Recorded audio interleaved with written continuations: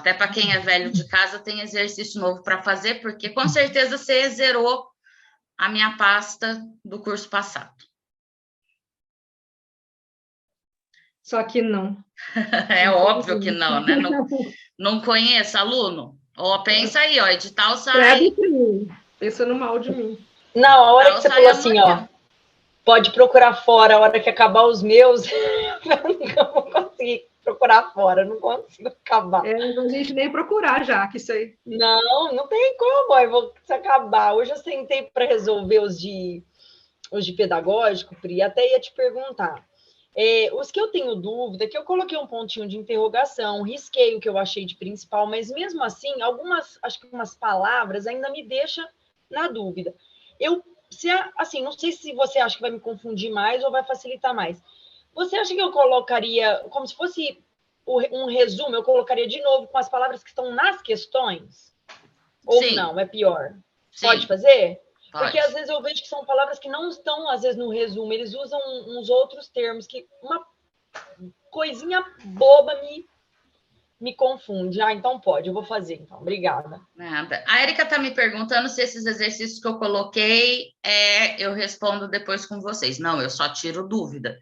Até porque a gente ia ficar um curso, eu acho que assim, um curso inteiro só para resolver as questões de hoje, tá? Então, a intenção é vocês terem trabalho para fazer sozinho, tá? Vocês fazem, eu tiro a dúvida, porque, infelizmente, quem vai fazer a prova são vocês, não eu, né? Então, o sentido é que vocês batam cabeça.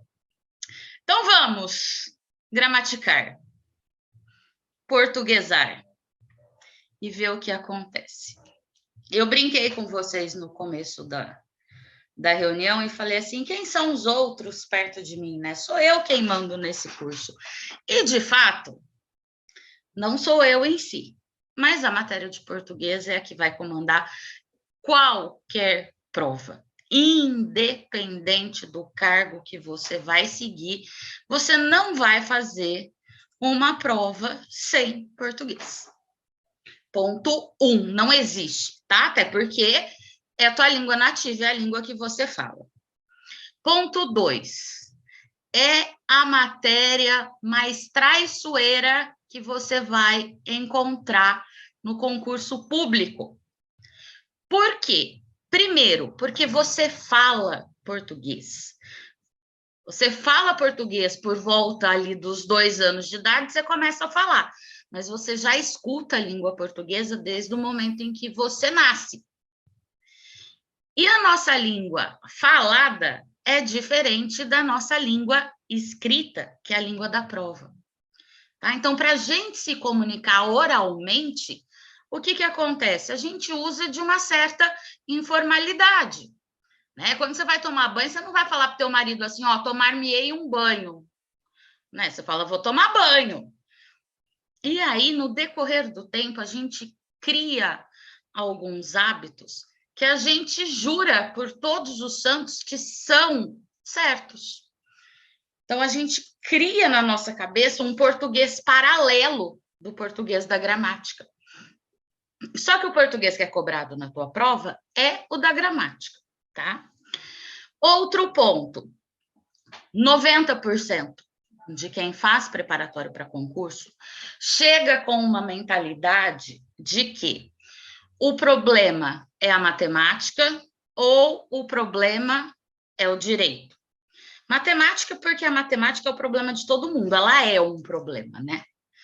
E direito, porque você não tem a formação no direito, então talvez até você se familiarizar ali com a linguagem, isso pode te dar um certo estranhamento ali, você tem que decorar um pouco mais os artigos e tudo mais. E isso é muito perigoso, porque a pessoa tem uma conduta assim, que ela fala assim, eu me garanto em português.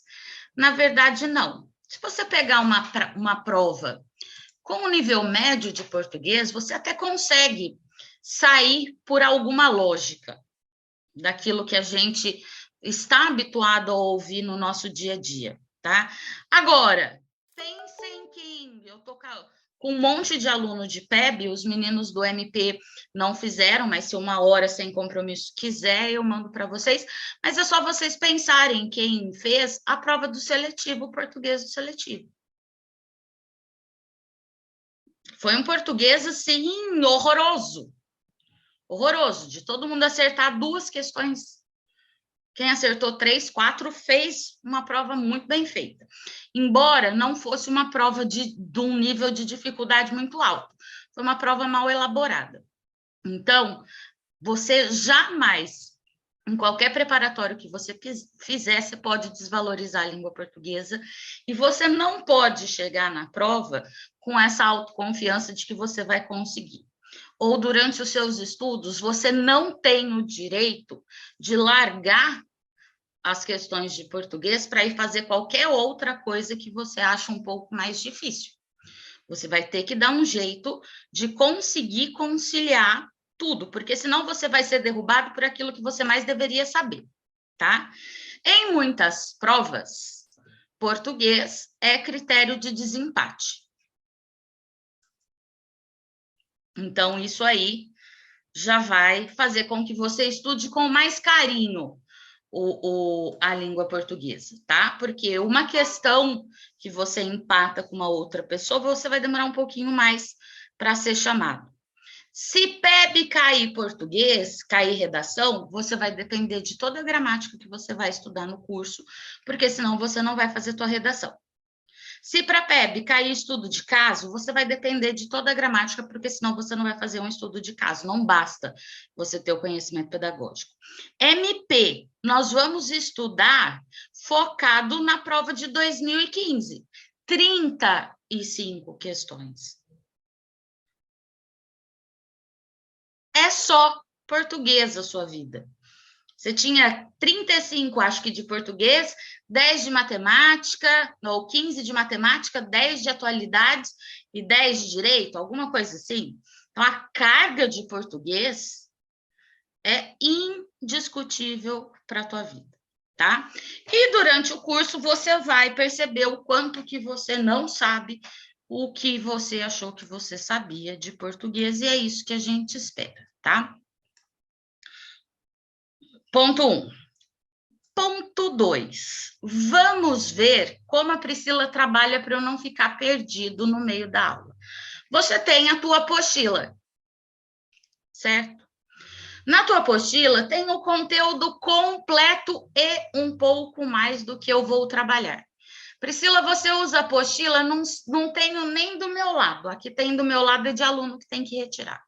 Eu não sei nem o que tem nesse material. Eu faço, entrego para a gráfica, mando para vocês e esqueço. Então, eu não uso apostila na aula. Se você me perguntar em que página tá, eu também não sei nem em que página existe isso.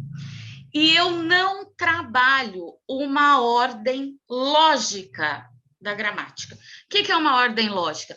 Ó, primeiro acontece isso, depois acontece aquilo, depois você tem o outro tópico ali, depois você tem o outro acolá. Aqui comigo não existe isso. Qual a maneira que você trabalha, Priscila? Aquela maneira que vem aprovando os alunos até agora. Qual é a ordem? A da minha cabeça, pura e exclusivamente.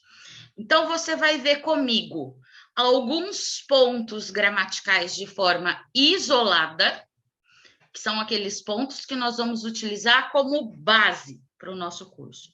E o resto, nós vamos ver tudo junto, misturado, e vai dar muito certo, tá? Então, não busque uma ordem cronológica na apostila, porque ela não existe. Não busca me perguntar o exercício da página tal, porque eu não tenho nem a apostila na minha frente para ver o exercício da página tal.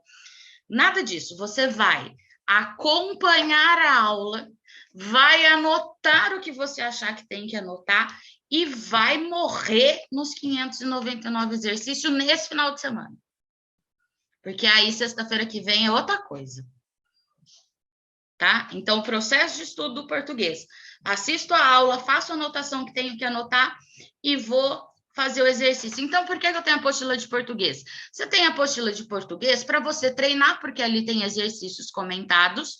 Então, se você ainda tiver uma certa insegurança na hora de resolver, você tem a resposta comentada, e para que você tenha uma fonte para buscar aquela resposta que você não deu conta.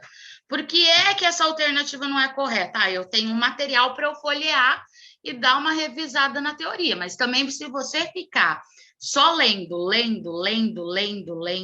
você não vai fazer português. Certo? É preferível matar a pasta compartilhada do que grifar a apostila inteira. Tudo bem? Tá? Esses números grandes, 599 na primeira aula, não são números que eu fiz simplesmente pela quantidade. São coisas que vão te ajudar, tá? Tem lista que você vai perceber que tem 15, 20 exercícios. E tem lista que tem 250. Por quê, Priscila? Porque é a incidência que é cobrado na banca. Tá? Então, aquele assunto que tem mais quantidade de questões são aqueles assuntos que são mais cobrados. Então, quando eu falo para vocês o seguinte, olha, saiu o concurso, é VUNESP, você vai gabaritar português, porque eu vou te dar a prova no curso, é por conta disso, porque eu já fiz esse trabalho e já sei qual é a probabilidade de cair cada assunto na tua prova. Tudo bem? Só que não sou eu quem vou fazer a prova. Então, eu tenho o trabalho para te dar a aula, você tem que ter o trabalho para praticar, para fazer a prova. Tudo bem? Até aqui tranquilo? Então, tá. Outra coisa.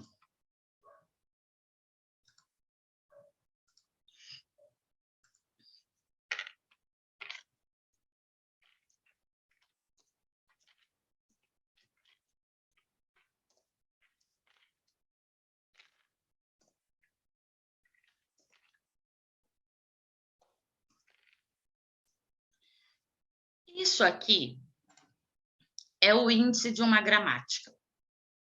Qual gramática? Qualquer uma de A a Z, independente de quem escreveu. As gramáticas são estruturalmente formadas nesse índice. O que esse índice vai me indicar? Fonologia, não precisa ficar preocupado em anotar isso não, que eu vou só estruturar o curso para vocês por enquanto, tá?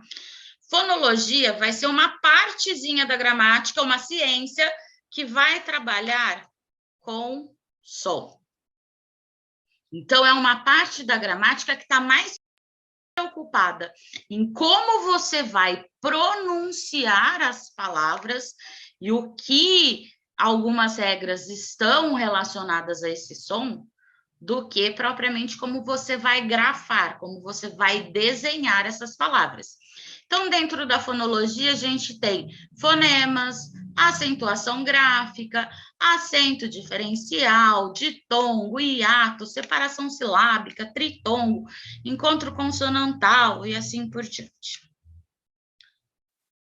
Morfologia é a parte da gramática que vai estudar as palavras.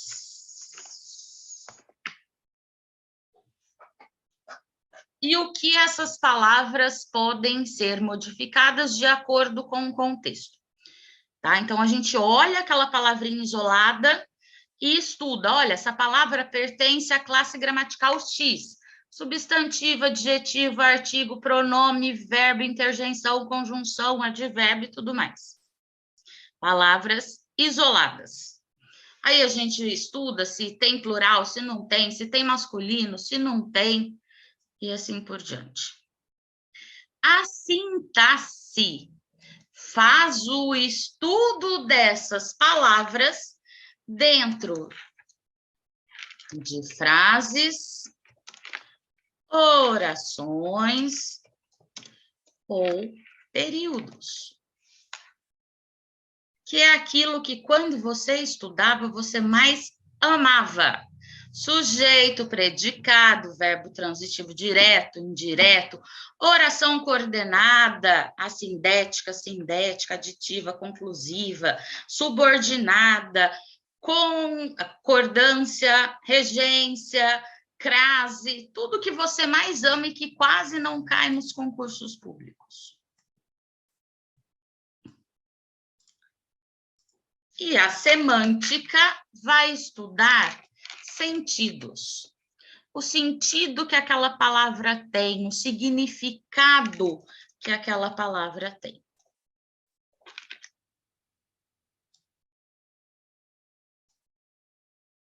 Pronto. A estrutura da sua gramática. Se a gente for pensar em VUNESP, o que acontece dentro da VUNESP?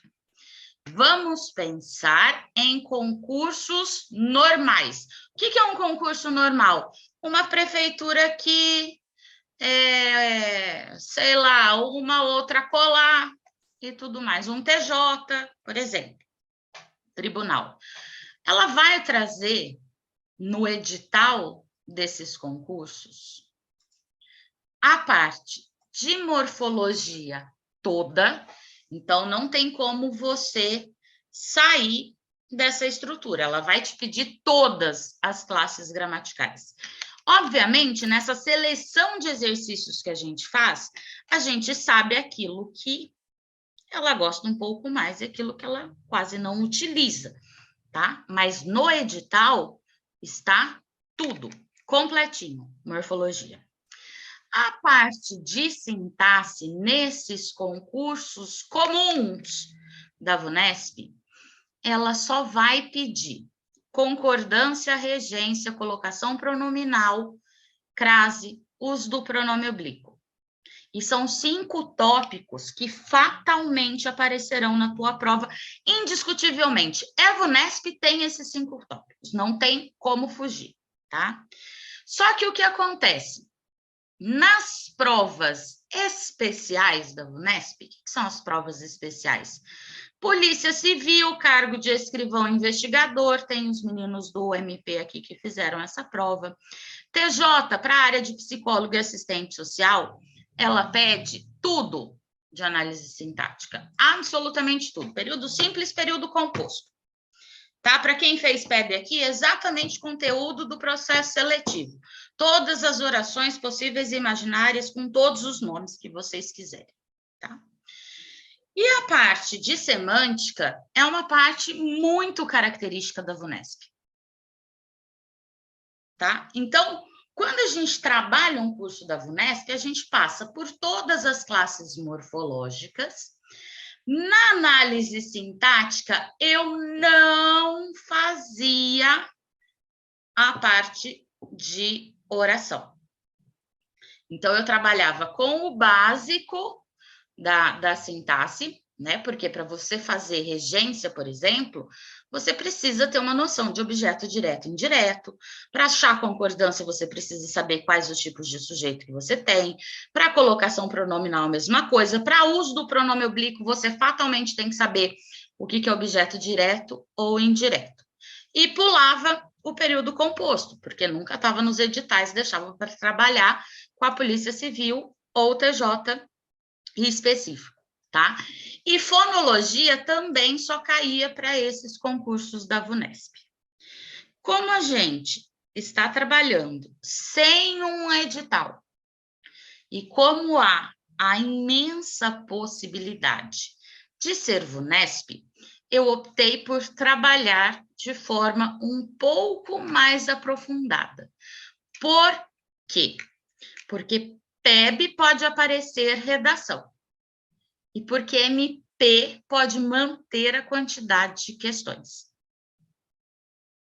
Mesmo no MP passado, com aquelas 35 questões, a gente não teve período composto. Só que a última prova foi em 2015.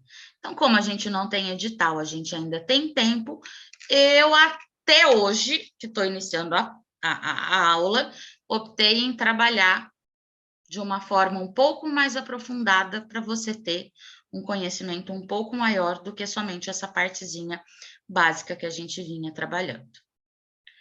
Tudo bem? Até aqui, você tem alguma dúvida? Não. Então tá. Agora vamos pensar em relacionar esses conteúdos que nós vamos trabalhar com a sua prova. Quando a gente começa um curso, principalmente aqueles cursos que já têm uma banca definida e fala assim, Priscila, é VUNESP? Eu sempre falaria o seguinte, olha, dentro daquele conteúdo que pertence a mim, eu vou te dar a prova. Eu vou passar pela questão da prova no curso, sem sombra de dúvida. Você vai gabaritar naquilo que depende de mim? Sim. Só que existe uma parte da VUNESP que depende única e exclusivamente de você, que normalmente é o que não te faz gabaritar no teu concurso público. Quais questões, Priscila? Alguma de interpretação de texto, que depende da tua leitura, tá? Principalmente, esse ponto eu vou destacar para o MP, principalmente quando você tem uma quantidade de questões de português muito significativas, você tem um tipo de texto, vou até olhar para a cara dos meninos que são meus aí já de provas da VUNESP, você tem um tipo de texto que a VUNESP adora colocar em provas com grandes conteúdo de português, que são os poemas. Caiu o poema, você errou a questão.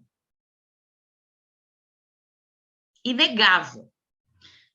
Né? Na prova do TJ passado, não teve ninguém mais crucificada que a Clarice Lispector. Coitada, desenterrar a mulher 3 vezes, e o poema que falava do fogo, bem, queimar a mulher já morta. De tão revoltados que saíram dessa prova. E não era um texto difícil, tá? Não era um poema difícil. Mas é um conteúdo que, se cai na prova, ele vai te derrubar. E a outra questão são aquelas questões que vão envolver significação de palavras, tá? E é por esse conteúdo que nós vamos começar. Por que depende de mim, Priscila? Porque o conteúdo de significação de palavras vai girar ali em torno, primeiro, do que a palavra significa. Antigamente, você conseguia sair das questões da VUNESP pelo texto. Então, a prova te dava um texto, dali ela retirava uma palavra e perguntava para você o significado dessa palavra aplicado ao texto. Então, você que era bom de interpretação, dava uma lidinha um pouco ali mais aprofundada e matava a questão. De uns 6, 7 anos para cá, isso já não é possível, porque o significado que ela quer saber é o significado que a palavra tem no dicionário. E aí, o que você faz? Você tem somente 2 possibilidades para acertar esse tipo de palavras. Ler o dicionário todo e decorar. Porque não basta ler, você tem que saber o significado. Ou fazer exercícios. De um jeito inteligente também. Porque não é algo que depende de mim. Não tem como eu te ensinar o significado de todas as palavras que a gente tem na língua portuguesa. Tá? Por isso que você tem 599 exercícios para hoje. E por que eu estou falando isso? Quando nós fizemos o TJ Master, que tinha 18 simulados, os meninos super dedicados, iam, faziam, resolviam, choravam. Teve a prova. A prova trouxe um texto, quem fez esse TJ vai lembrar dessa questão. Trouxe um texto e uma questão que fazia referência ao texto pedia o significado da palavra balizar. Lembra, Diego? Lembro. Balizar, de fazer baliza. Baliza de carro, de entrar na vaga. Tá? Só que no texto, os meninos deram uma viajada ali, tentaram buscar o significado dessa palavra dentro do texto. Erraram. Tá? Não era uma questão que cabia recurso, porque se ela busca o significado do dicionário, não existe a possibilidade de você recursar, porque está numa fonte segura. E eu questionando ali com o Ricardo, falei, gente, mas que inferno, essa pasta compartilhada desse tamanho, 18 simulados, com 100 questões cada simulado. 100 questões. Eu falei, não é possível que eu não peguei essa palavra. E na busca dos meus materiais, no próprio Word, eu joguei ali balizar. E a palavra estava no penúltimo simulado da turma. E eles não resolveram. Por quê? Porque eles não fizeram o simulado como deveria fazer. Eles não prestaram atenção. Tá? Então, essa quantidade de exercícios é para que eu consiga cercar aquilo que é responsabilidade de vocês, que eu não vou conseguir fazer em aula. Tá? Então, essa parte é de vocês. Ou vocês fazem exercício, ou vocês não vão gabaritar português, porque vai cair uma questão de significação de palavras. Para fazer esse monte de exercício, eu gosto de indicar, é indicação, aqui não é obrigatoriedade, tá? Mas se você quiser, vai facilitar a sua vida. Alguns aplicativos para você baixar no teu celular. O primeiro dele é o Dicio, que é um dicionário. Que pode ser esse, como pode ser qualquer outro, como pode ser um de papel. O importante é que você tenha um dicionário ao lado para fazer as questões da VUNESP. Para que você absorva o significado dessas palavras de forma em transformar isso em conhecimento e não em decoreba, tá? A vantagem dele é que ele funciona tanto online quanto offline. Então, se você estiver lá na fila do banco fazendo os exercícios da pasta compartilhada, você consegue acessar, tá? E se você programar ele bonitinho, ele também todo dia apita uma vez por dia e te dá a palavra do dia. Então, ele te dá uma palavra aleatória, te dá o significado, te dá a classe gramatical e aplicabilidade dessa palavra numa frase. Também é uma maneira de você conseguir começar a absorver aí um vocabulário um pouco mais rico para suas provas. Você também tem, na loja de aplicativos do teu celular, um conjugador de verbos, que vai deixar mamãozinho o dia que você precisar resolver as folhinhas de verbo, tá? E tem também um dicionário de sinônimos.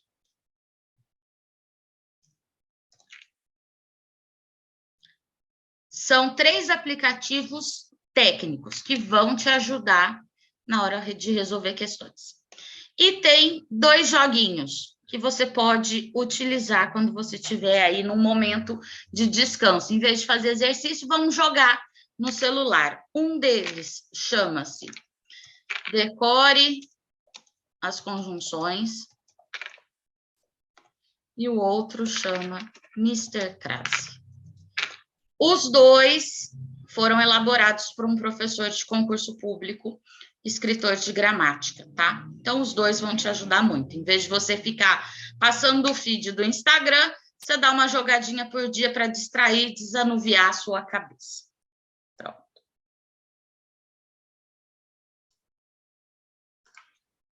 Depois alguém me lembra no grupo, eu mando o print da minha tela do celular para vocês verem os iconezinhos. Tranquilo? Até aqui?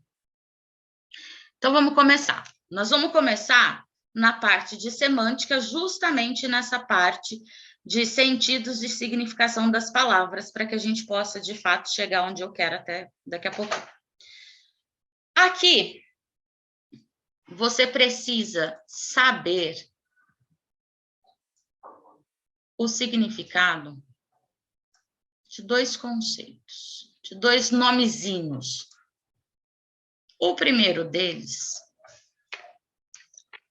sentido denotativo de uma palavra.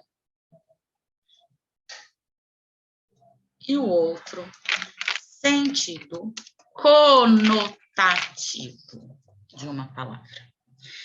O sentido denotativo é de dicionário. É o sentido real da palavra. É o sentido literal da palavra. É o sentido próprio daquela palavra. É, de fato, o que está no dicionário. O sentido Conotativo é o sentido que essa palavra tem dentro de um texto. É o sentido figurado. VUNESP terá uma questão de sentido figurado na sua prova. Então, se estamos passeando pelo Campo Florido, eu mostro para vocês uma planta e falo assim, olha, isso aqui é flor de maracujá. É a flor que dá no pé do maracujá. Tudo bem? Sentido real. Agora, se eu te conto uma história do menininho que estava apaixonado pela menininha e falou assim, nossa, ela é tão linda como flor de maracujá. Essa relação que ele coloca no texto é o sentido conotativo, é o sentido figurado. São questões difíceis, Pri? Não, não são questões difíceis. Só que você tem que aprender uma coisa. Você, para fazer prova de concurso público, infelizmente, não contará somente com o curso preparatório e com a quantidade de estudo que você teve. Você vai contar com um fator chamado emocional. E quando esse fator está em jogo, tudo que era fácil fica difícil. Aquilo que você deveria ler, você não lê. Aquilo que você deveria lembrar, você não lembra. Então, aquilo que você acertava na aula, você vai errar na prova. E você depois, na hora de corrigir o gabarito, vai falar assim, caceta, como eu errei isso? Eu sabia, tá? Então, é o seguinte, tudo que eu falar para vocês é o seguinte, vocês vão fazer desse jeito, é só desse jeito que você vai fazer. Você não vai fazer de outro. Porque a prova de português, se você chegar na hora e você ler a prova e achar que somente essa leitura dá para você responder a questão, você está fazendo a prova errada. Você vai ter que rabiscar mais em português que matemática. Para que você consiga enxergar o que está sendo pedido. Tá? Então, quando eu falar assim, olha, você vai falar desse jeito, você vai anotar o que eu falei e vai colar na parede, que é para você todo dia olhar e falar assim, a Priscila falou isso, a Priscila falou isso, tá? Então, eu vou falar como você vai responder a questão de sentido figurado. Você tá lá, lendo. Eu achei 2 alternativas das quais eu fiquei em dúvida. Pronto, marquei as 2, eliminei 3. O que eu vou fazer? Pegar aquela palavrinha que eu acho que está empregada no sentido figurado, fechar os meus olhos e falar, isso no dicionário significa isso. Estrutura na tua cabeça. Conversa com você na prova. Conversou, respondeu, entendeu o que significa no dicionário? Volta e deixa a palavrinha lá, ó. Onde ela estava, na frase, e vê se a hora que você voltou para a frase, ela tem o mesmo sentido que você traçou na sua cabeça do dicionário. Por quê? A prova da VUNESP, ela tem 3 níveis de dificuldade de questões. Aquelas questões que são fáceis, que são aquelas questões que você que fez um preparatório vai estudar, e o Zezinho que vai contando com a sorte vai acertar também. Você tem aquelas questões de nível médio, que você que fez um preparatório vai acertar, e o Zezinho, se tiver sorte e um pouquinho de conhecimento menos que o teu, vai acertar também. E meia dúzia de questões difíceis, que são essas que vocês não podem errar. Porque são essas que vão diferenciar a tua colocação na lista. Então, se você não pode errar as difíceis, as outras tampouco. A gente tem que trabalhar um curso pensando em gabaritar português. Errou uma questão, você já perdeu 10 posições. Português tem que ser gabaritado numa prova, principalmente da VUNESP. Por que principalmente da VUNESP? Porque concurseiro faz prova da VUNESP. Concurseiro adora a VUNESP. E português da VUNESP não é bicho de 7 cabeças, é sempre a mesma coisa. Então, ele está acostumado. Então, concurseiro de verdade não erra português, você também não pode errar. Entende a importância? Pronto. Aprendeu a fazer questão de sentido figurado. Agora, vamos para a questão perigosa, que é a questão do dicionário. Na prova, você não tem o que fazer. Infelizmente, você não vai poder usar um dicionário. Não todo mundo está feliz. Mas, na hora de resolver os seus exercícios, você está estudando.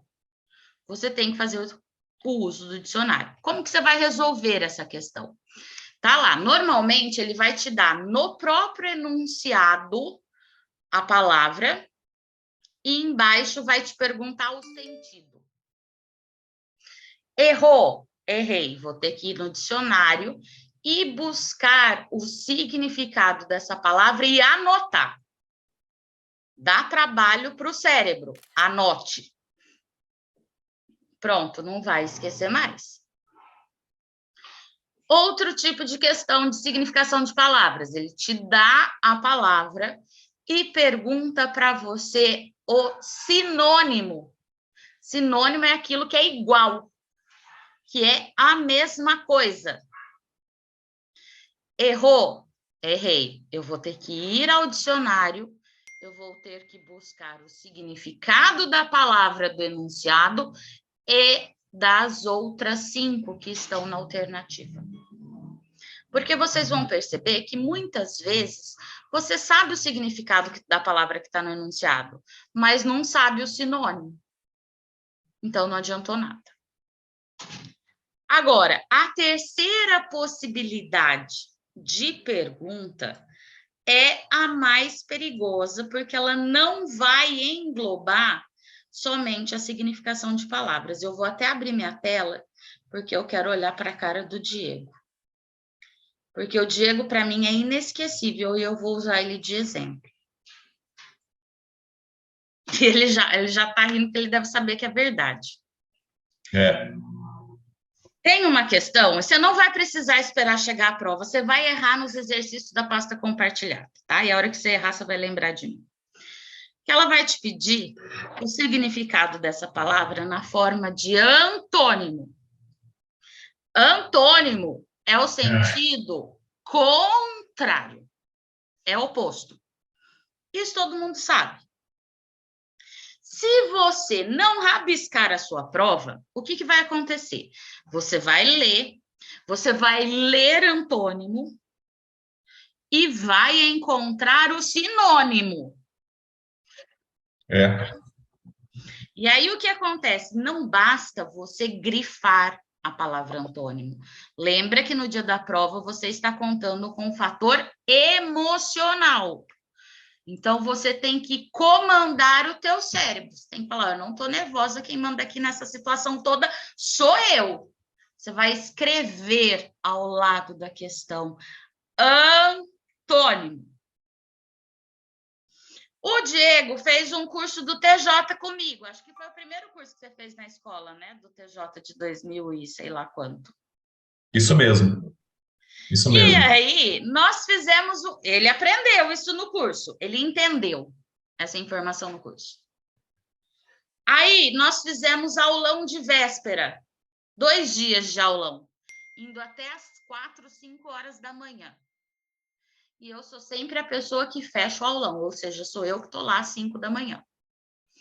No primeiro slide do meu aulão, eu dei esse reforço.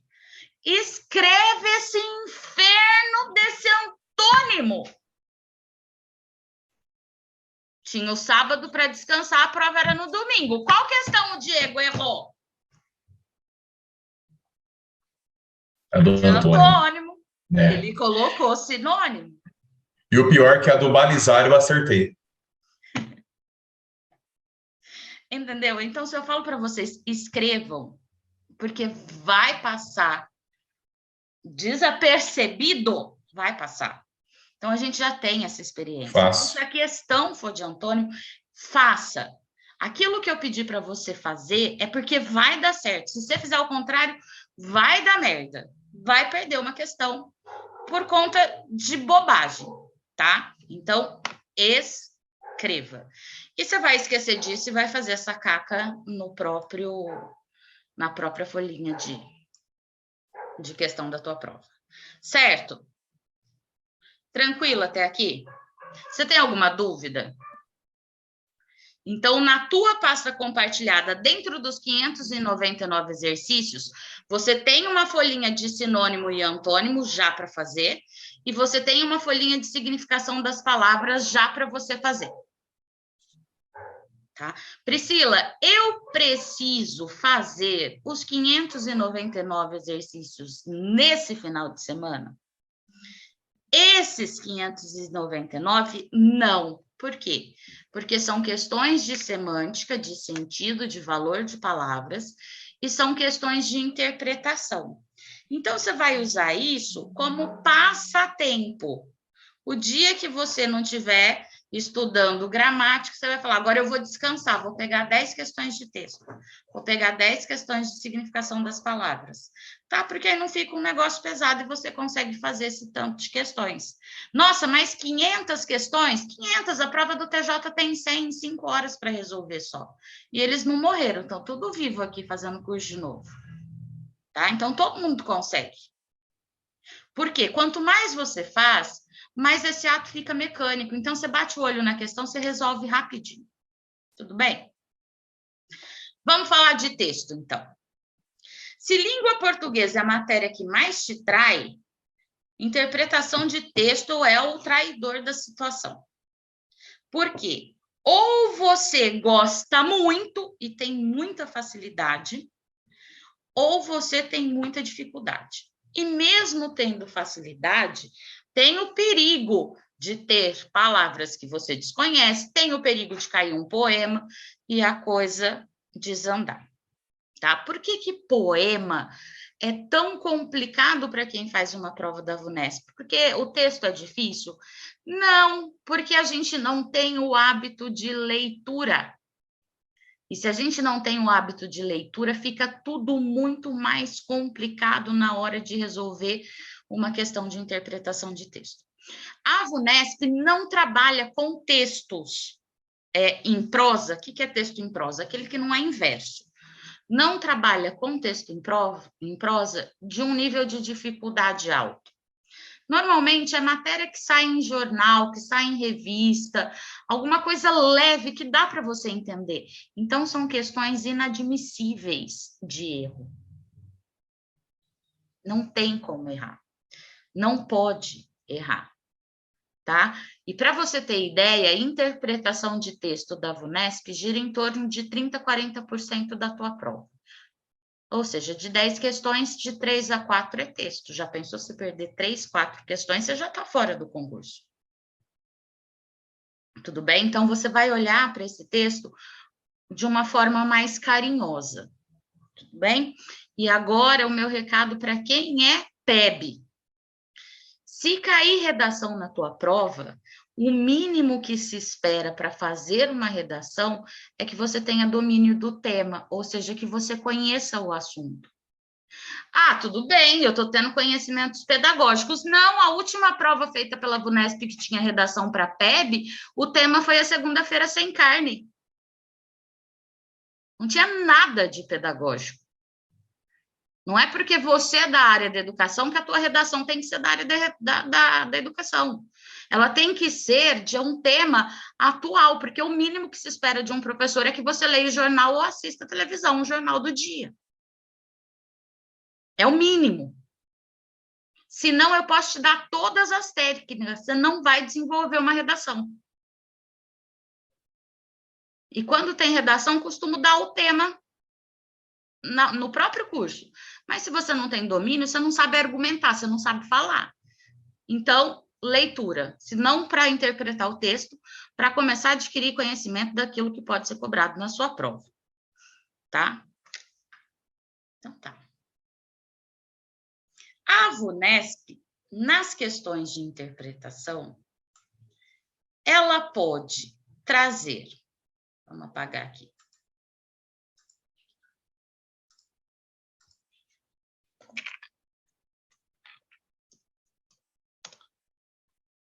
Essa interpretação chega para vocês de duas formas gerais falando, tá? Em forma de texto, que não tem como escapar. Vai ter pelo menos um MP com 35 questões, de 2 a 3, um deles sendo poema, tá? E outra,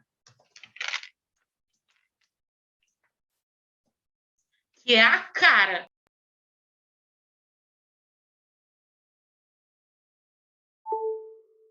da VUNESP. Então, a tua interpretação está aqui.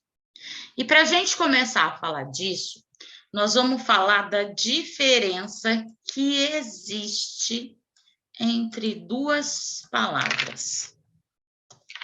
Compreender um texto, compreensão textual e interpretar um texto.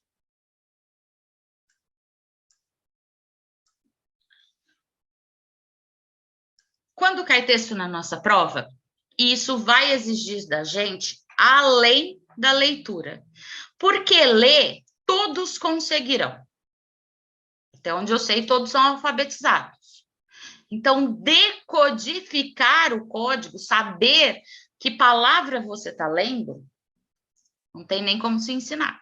Você vai conseguir. O problema é saber se você vai conseguir entender o que você está lendo. E isso é o mais perigoso. Porque se você não tem o hábito da leitura, você vai derrapar aí.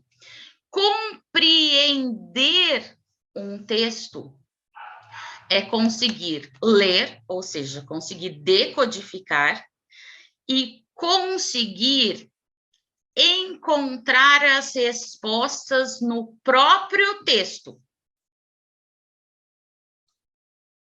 Quando você compreende, você está fazendo questões que a gente chama questões de recorrência. Aquelas questões que você vai recorrer ao texto. Interpretar é saber decodificar as entrelinhas. É saber o que o autor quis dizer com aquela informação, qual era o objetivo daquele texto. É ir um pouquinho além do que o texto nos diz. São as famosas questões de inferência, que é a que você vai errar se você não praticar. Por quê? Você vai cometer o pior erro da interpretação de texto, que é chamado de extrapolação. Você vai além das informações. Tá, mas interpretar não é ir além? É. Uai, Priscila, então eu não posso ir além? Não posso extrapolar? Não. Interpretar, na nossa vida cotidiana, a gente pode interpretar o que a gente quiser, da maneira que a gente quiser, independente do que está acontecendo. Vai depender muito do tamanho da nossa loucura. Muito louco interpreta loucuras, né? Um pouco mais realista, você vai trabalhar ali no chão. Na prova de concurso público, eu não tenho essa possibilidade de trabalhar num grau de loucura muito grande, porque senão eu vou ter uma chuva de recursos. Eu vou falar assim, mas eu pensei assim, foi a minha interpretação. Aí a Mariazinha vai falar assim, não, mas eu interpretei de outra forma. Então, as questões de inferência, elas não estão explícitas no texto, mas você vai aprender que você tem pistas, que são pistas concretas, ou seja, que são pistas que você compreende, tá ali escrito, que te leva a esse pensamento de inferência. Isso de você calcular essas pistas, você só vai conseguir se você fizer exercício. Quando a gente começa interpretação de texto, a primeira coisa que o pessoal fala para mim é o seguinte: eu leio primeiro o texto e depois as questões, ou leio a questão para ganhar tempo e depois volto no texto já lendo e procurando a resposta. Uma coisa que você tem que ter na cabeça, alguns pontos, são o seguinte. Primeiro, examinador de concurso público, quem faz a sua questão tem coração peludo, de gelo. É pior que o meu. Ele vai querer te derrubar. Então, ele vai te induzir na questão a encontrar a resposta errada. Afinal, eu estou fazendo uma seleção, não cabe todo mundo na mesma vaga. Eu vou querer te tirar. Então, você não vai ler a questão. Você vai ler o texto. E aí, depois você vai para a questão. Ah, então tá, eu quero ganhar tempo, eu dou uma batida de olho rápida no texto e vou para a questão. Não! Uma coisa é você ler, outra coisa é você pensar. Vocês verão eu falar dentro da aula várias vezes. Pensem com a cabeça. O que é isso? Para, olha, analisa, questiona, faz a pergunta para você. Eu entendi isso. O que isso quer dizer? Aí você monta o teu raciocínio. Aí você não é induzido por ninguém. Porque você já fechou, você já compreendeu e provavelmente já interpretou aquele texto. Então, texto sempre antes da questão. Priscila, mas vai demorar muito? Vai. Se você não treinar nos exercícios, vai demorar e você não vai chegar no final da prova. Agora, se você treinar, isso vai tornar-se prática. Você não perde tempo, tá? E perder tempo numa prova de concurso é muito relativo. Porque a prova, ela é justa. Se ela te dá 5, 4 horas, é porque o examinador sabe que dá tempo. Então, você tem que treinar o teu tempo e não perder a questão. Tudo bem? Tranquilo? Para que fique mais fácil você interpretar e você entender as questões de inferência, eu vou falar aqui sem aprofundar muito, tá? Porque realmente não é um conteúdo que aparece 100% nas provas da VUNESP, mas eles vão te ajudar muito na hora da interpretação, que é a questão das tipologias textuais. Qual o tipo de texto que você tem em mãos para trabalhar?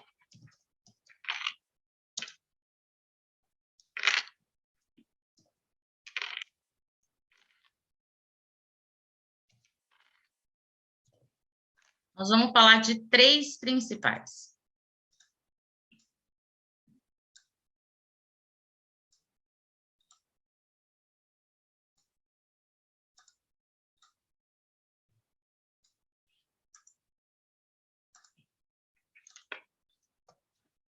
Narração, descrição e a tão temida dissertação. A primeira coisa que eu preciso diferenciar de cada tipo de texto e que será fundamental para minha interpretação é o que o autor pretende ao escrever cada tipo de texto. Qual que é a intencionalidade de um autor que escreve um texto narrativo, aquele que tem um narrador? Ele quer contar uma história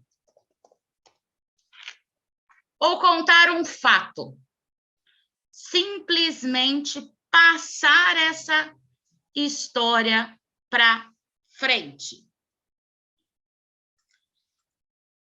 Qual a intenção de um autor que escreve um texto descritivo? Descrever alguma coisa, Priscila. Um pouquinho mais além.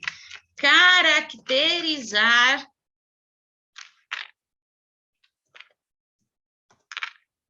ou qualificar algo.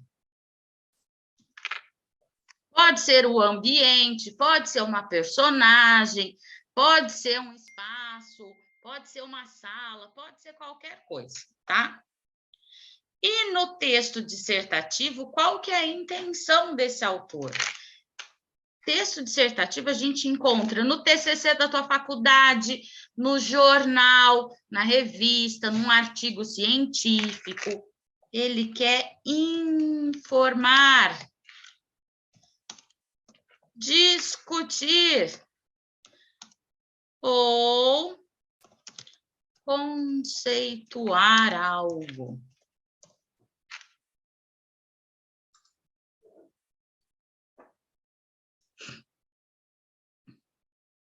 Por que a gente está falando em intencionalidade do autor e em tipo de texto que você tem? Porque quando você tem uma questão na tua prova, ela vai te perguntar, o autor quis dizer, o autor pensou, a intenção do autor é.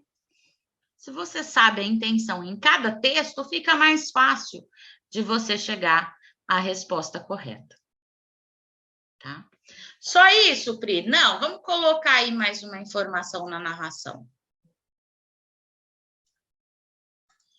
O texto narrativo tem uma cronologia temporal muito importante.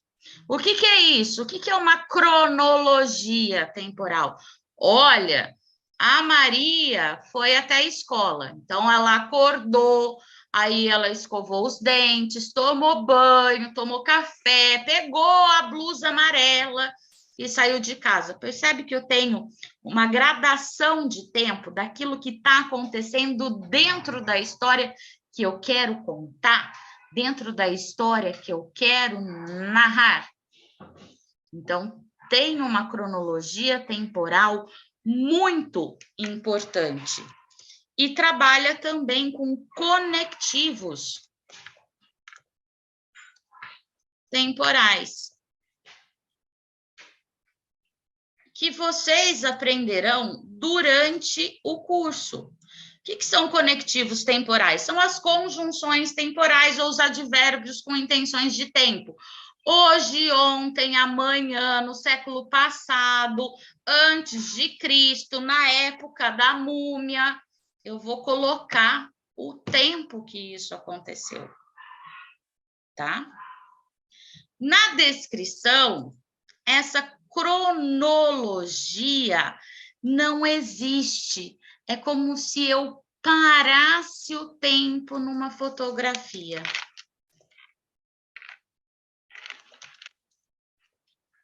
Por quê? Porque para descrever algo, eu preciso estar olhando para aquele algo. Então, eu vou descrever uma sala de aula. Olha, ali existem carteiras, lousa, os giz têm cores diferentes, e eu vou passando todos esses adjetivos para vocês. Então, a ordem cronológica dos fatos não importa. É como se eu parasse aquela cena naquele momento para poder descrever o que existe ali. Tudo bem? Tranquilo?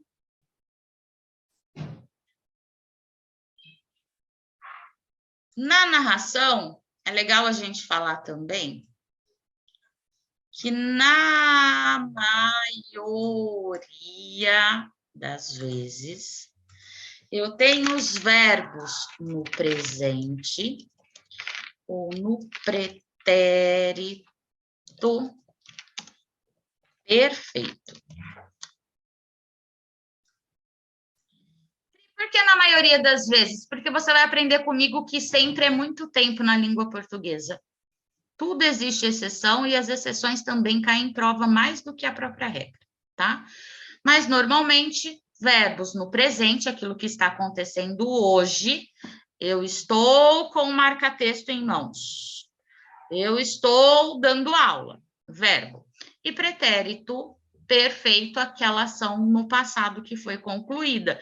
Quando eu estudei português, eu percebi que tive dificuldade e tal.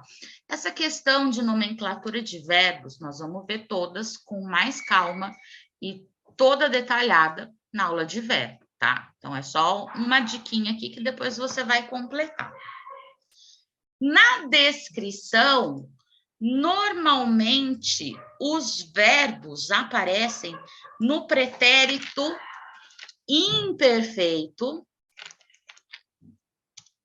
e com simultaneidade.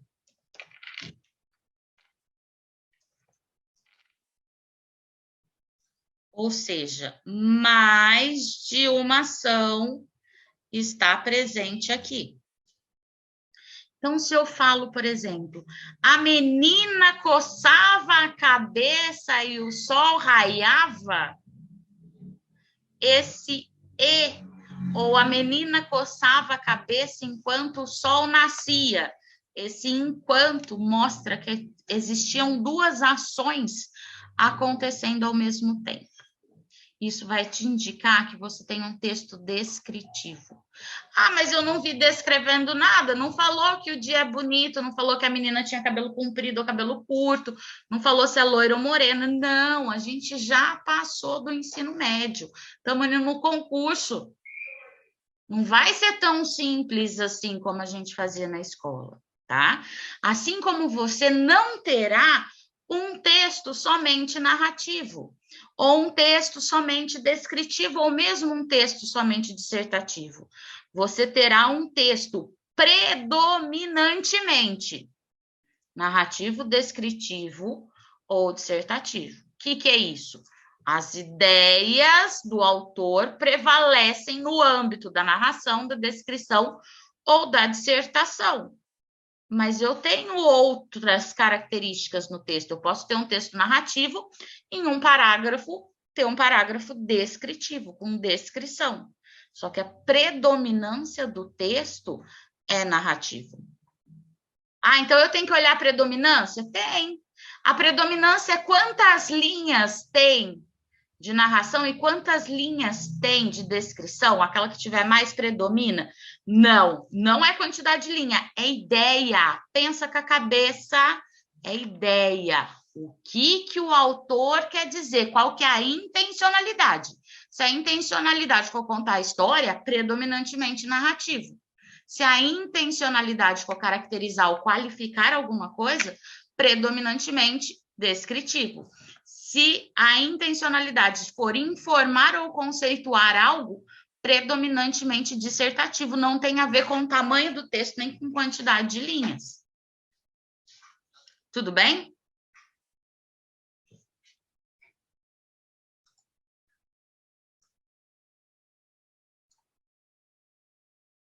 O que mais que eu tenho de característica, Priscila, no dissertativo? Eu tenho a fala ou testemunho de autoridade. Eu tenho dados.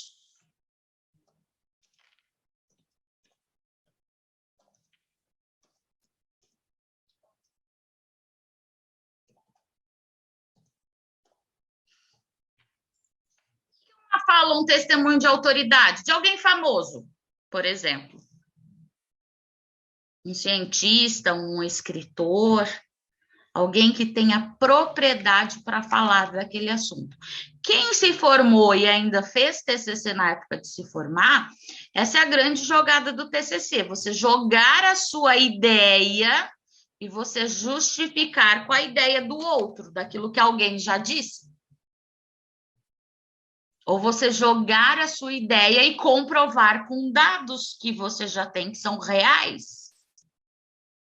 Tá? Ou trabalhar com um gráfico, por exemplo. A predominância dos verbos aqui são os verbos no presente.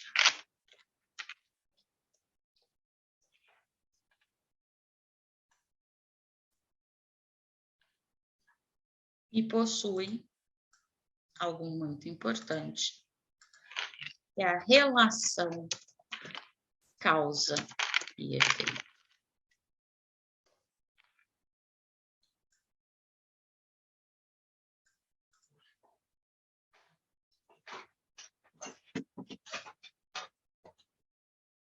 você é a favor da diminuição da maioridade penal? Sou. Quais as consequências que isso vai gerar? Não, não sou. Quais as consequências que isso vai gerar? Tá? Então, aqui, se você consegue, principalmente, encontrar o tipo de texto que você está trabalhando e conseguir perceber qual a intencionalidade do autor, você já vai matar uma questão de inferência por essa dica. Você tem alguma pergunta?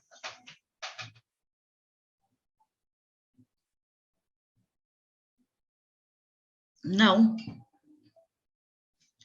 Então tá. Eu posso apagar?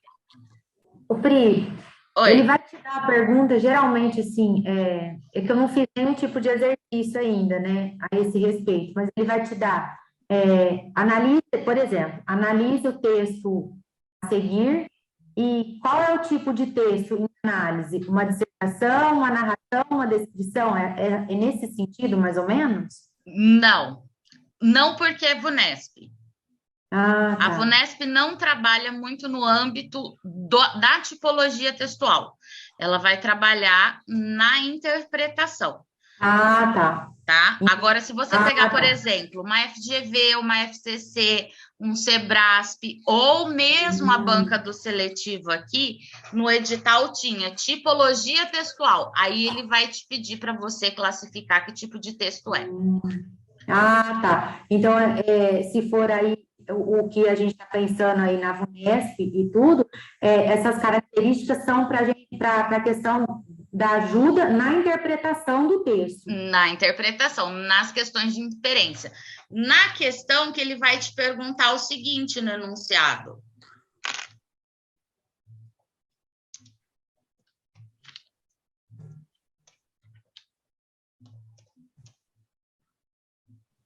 O autor pensou, o autor quis dizer. Naquela inferência de sentidos. Na inferência de sentido. Ah, entendi. Obrigadão. Obrigada, viu? Nada. Isso também vai te ajudar se você juntar com isso aqui, ó. Então, a questão tá lá.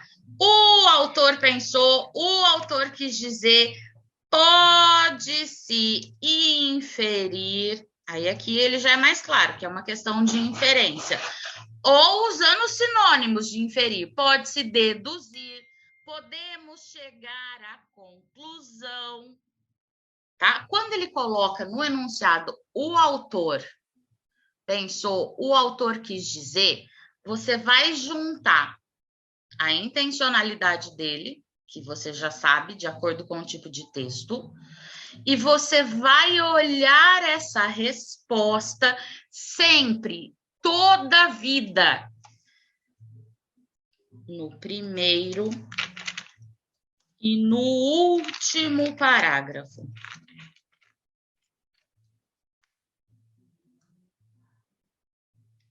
Isso não significa em momento nenhum que você não tenha lido o texto todo, tá? Porque no primeiro e no último parágrafo, quando cai redação nos concursos públicos, o tipo de redação que você tem que produzir é uma dissertação. Você vai informar, discutir, conceituar a respeito de determinado tema. E uma característica da dissertação é que você tem que colocar a sua tese, ou seja, o assunto do seu texto, obrigatoriamente, aqui sim, sempre, toda a vida, sem exceção nenhuma, obrigatoriamente, tem que aparecer no primeiro parágrafo, senão você zera a redação. Então, todo texto dissertativo que você pegar terá o assunto no primeiro parágrafo. E o último repete o assunto e faz a conclusão. Então, quando você junta o primeiro e o último parágrafo, você sabe exatamente a respeito do que ou sobre o que aquele autor quis dizer. Então, o enunciado da VUNESP começou, autor pensou, autor quis dizer, autor teve como intenção, primeiro e último parágrafo. Fala, Rô. Pri, assim, eu queria saber se dá para, não que tipo, não é resumir e isso ser uma regra, mas assim, dá para meio que resumir por cima os três dessa forma, porque pelo que você me explicou, eu acho que eu tenho mais ou menos uma noção assim de identificar as três formas. É, a narração, na narração, a preocupação principal do autor vai ser contar a história, né, que aconteceu para você tomar conhecimento, mas de uma forma normal, de uma forma comum, como qualquer pessoa conta uma história que aconteceu. Na descrição, a descrição ela seria uma coisa que acontece mais de uma forma poética, um negócio, porque eu vejo muita descrição, na minha Essa cabeça é muito garrafa é ligado ao prata, poema, não tem assim. nada de poesia. Eu peguei um Então, adjetivo prata e falei que é a cor dela. Quando eu quero caracterizar ou qualificar algo, eu faço uso de adjetivos. Então, a principal característica é adjetivo.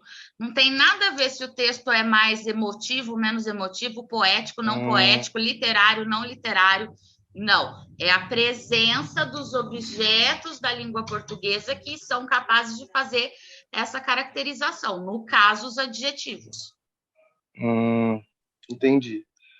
A dissertação vai ser sempre é muito tempo, né? Geralmente vai ser sempre vai ter a opinião do autor sobre um assunto, acontecimento, uma notícia, ou não? Opinião. Porque aparece bastante, né? É o que mais aparece. É o que mais Opinião aparece. não é a palavra correta para se utilizar, porque nem toda dissertação tem opinião. Uma matéria de jornal, por exemplo, ela está te relatando, ela está te informando um fato e não tem opinião de ninguém. E é uma dissertação. E é uma dissertação, porque a intencionalidade daquele texto é informar.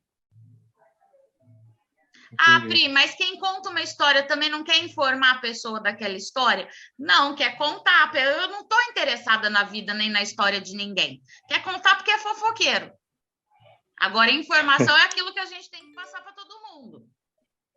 Com dados com dados reais, normalmente quando você pega um texto jornalístico de um assassinato, por exemplo, você tem o nome de quem matou, de quem morreu, de como morreu, qual a arma foi utilizada, em qual local aconteceu, quanto tempo a polícia demorou para chegar, tá vendo? Você está trabalhando com dados reais. E quando você me fala a narração é alguém contando uma história assim de um jeito normal, não é bem por aí. A narração tem alguém contando uma história, ponto. Porque se você pegar, por exemplo, sei lá, um livro do Graciliano Ramos. São histórias, são narrativas. E tem uma linguagem que não é a linguagem que a gente fala, porque trata-se de um texto literário. Então, o que você tem que se apegar aqui é a essência da intencionalidade de cada coisa. Entendi. Tá. Professora. Oi. Eu acho que eu entendi. Eu vou falar para você se meu pensamento está mais ou menos na linha do raciocínio. A VUNESP ela pode aparecer com texto em que as alternativas pode ser o autor quis narrar, ou então o autor quis caracterizar, ou então o autor diz conceituar algo. Deixa eu só te cortar, senão eu vou esquecer de te corrigir. Alternativa não, enunciado. O autor pensou, o autor quis dizer, é o enunciado da questão, não a alternativa. Ah, entendi. Ele não pode colocar, tipo, dentre as alternativas, caracterizar ou qualificar tal coisa, conceituar tal coisa. E aí vai depender do conhecimento que o candidato tem da tipologia textual, dele saber que aquilo é uma descrição. Então, conceituar já não pode ser. Exato. Exatamente. Entendi. Exatamente certo. Isso. O número que está sem o nome da pessoa me pergunta, a descrição, no caso, pode estar presente em qualquer tipo de texto? em qualquer tipo de texto. Em qualquer tipo de texto. O que vocês têm que ver é a predominância. Tá? O que predomina. Você tem... não é da área de vocês, mas é o exemplo que me vem na cabeça. Você tem um livro chamado O Cortiço, do Aloysio Azevedo, que é quem inaugura o realismo na literatura do Brasil. O Cortiço é uma narrativa, é uma história, mas é uma narrativa extremamente descritiva, que se você fechar os olhos, você desenha o cortiço. De tão claro que ele é na descrição, tá? Então, isso... Mas aí, ele é narração. Ele mesmo é descrevendo predominantemente narrativo. Tá. Tá? Oi. Receitas também, né? São textos descritivos. A receita, ela tem mais uma ordem, né? Coloque, pegue, junte. Então, ele é mais injuntivo, que eu não vou nem entrar no caso aqui. Beleza. O texto descritivo tem adjetivo. Nas classes gramaticais que a gente tem, só tem uma maneira de caracterizar alguma coisa, com adjetivo. Certo? Tá. Certo. Então, esse é o primeiro tipo de questão que você pode ter. Normalmente, as questões de inferência do texto é sempre a terceira. Vocês vão ver que tem uma média na VUNESP. Então, tem o texto, tem uma, duas questões, a terceira é de inferência, que é a última, o restante vai virar gramática dentro do texto, tá? Outro tipo de questão que você vai encontrar, principalmente na VUNESP, no parágrafo de número 2, ou de número 3, ou de número 50, não importa. Ou no parágrafo tal, dentro do parágrafo tal, de acordo com o parágrafo tal. Quando ela te dá a numeração do parágrafo, você já não tem uma questão de interpretação. Você tem uma questão de compreensão. Você tem uma questão de recorrência. Onde você tem que recorrer? No texto todo? Não. No parágrafo que ele está te dando mais o anterior. Tá? Então, fez a tua primeira leitura lá, chegou na questão. No parágrafo 2, por exemplo, você vai ler o primeiro e o segundo. No parágrafo 3, você vai ler o 2 e o 3. No último, você vai ler o último e o penúltimo. Tá? Para você pegar o gancho da ideia no parágrafo anterior e fechar com o parágrafo que a prova quer. Tudo bem? Eu vou ler esse texto de qualquer jeito? Não. Eu não vou ler de qualquer jeito, porque não basta ler, é preciso entender, e mais do que entender, é preciso pensar. E pensar é um negócio que dói.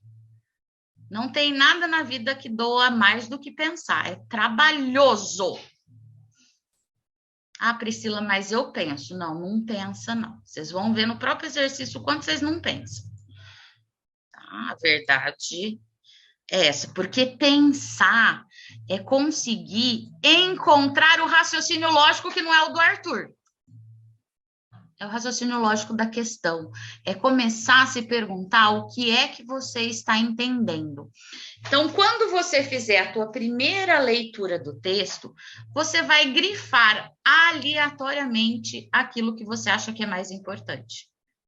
Grifar aquilo que eu acho que é mais importante não é grifar o texto inteiro. A gente tem que começar a aprender a sintetizar as coisas. Nem tudo na vida é importante, tá? O que é que eu vou achar importante, Priscila? Eu não sei, vai depender do que você estiver pensando. E você vai criar o hábito, pelo menos na hora de estudar, de ler parágrafo por parágrafo.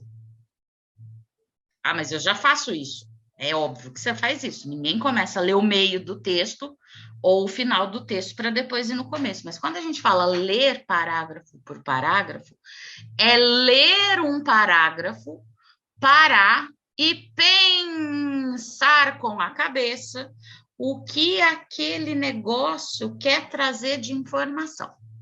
Pensar mesmo, conversa com você. O que você está entendendo disso? Faz de conta que você vai dar aula disso. O que diz o primeiro parágrafo do texto? Ah, diz tal coisa, ou a ideia central desse primeiro parágrafo é isso. Vai para o segundo, vai para o terceiro, até chegar no último. Nisso aí, você já formou a tua interpretação. Aí, antes de ir para a questão, você vai responder as seguintes perguntas.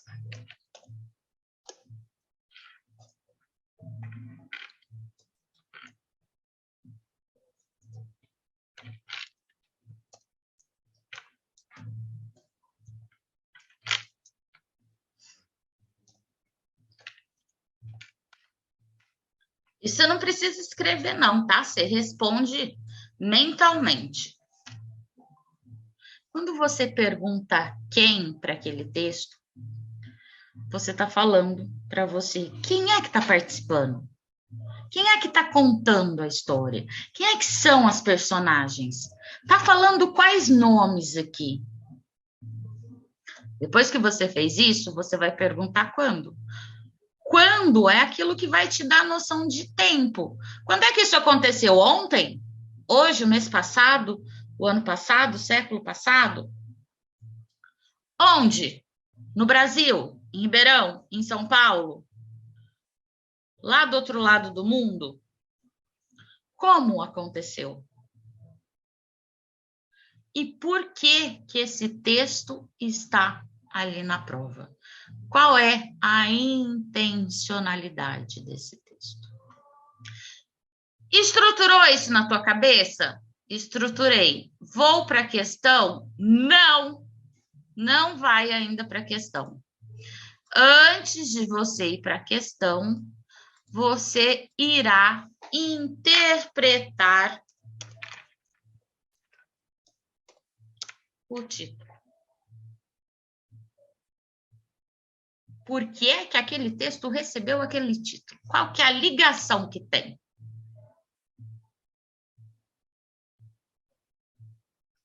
Descobriu? Achou o teu ponto de vista? Percebeu o que você entendeu? Percebi. Pronto, você não só decodificou aquele texto, como você compreendeu, você leu de fato. Você não simplesmente passou o olho. Candidato que sai da prova, que não lembra o título do texto que caiu, não fez uma boa prova de interpretação. Tá? Pronto. Vou para a questão. Leio o enunciado e vou ler o enunciado de cada questão. De português, de matemática, de lógica, de informática, de pedagógico, de direito, de legislação, de específico, do diabo a 4. Vou ler cada enunciado como se eu estivesse lendo o parágrafo de um texto, pensando com a cabeça no que o examinador quer que eu faça na questão. Fiz. Achei a alternativa correta, porque a Priscila falou que se for questão de inferência, ali eu vou olhar no primeiro e no último parágrafo. Se for questão do segundo parágrafo, vou olhar no primeiro e no segundo. Achei a alternativa B como resposta, vou para a questão 2. Não vai. Não vai para a questão 2. Você só vai chegar na próxima questão se você conseguir voltar ao texto e grifar aonde é que está aquela resposta que você encontrou.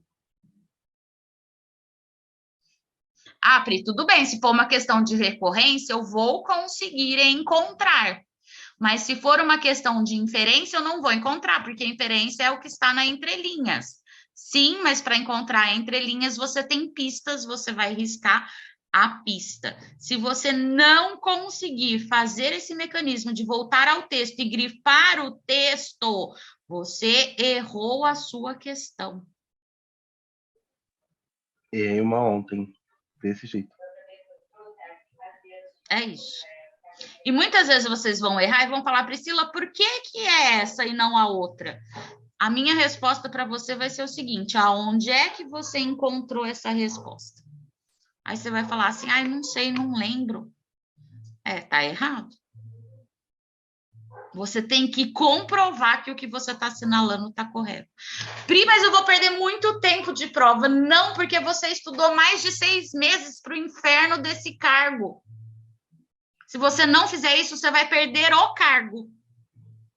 Porque aí é só dali 4 anos. Então, é melhor perder o tempo do que o cargo. Porque senão você perdeu 6 meses de estudo. Certo? Então, você vai ter na tua cabeça que em uma questão de interpretação de texto, você tem 6, 7 textos para interpretar. O texto em si da prova, o enunciado da questão e mais 5 alternativas.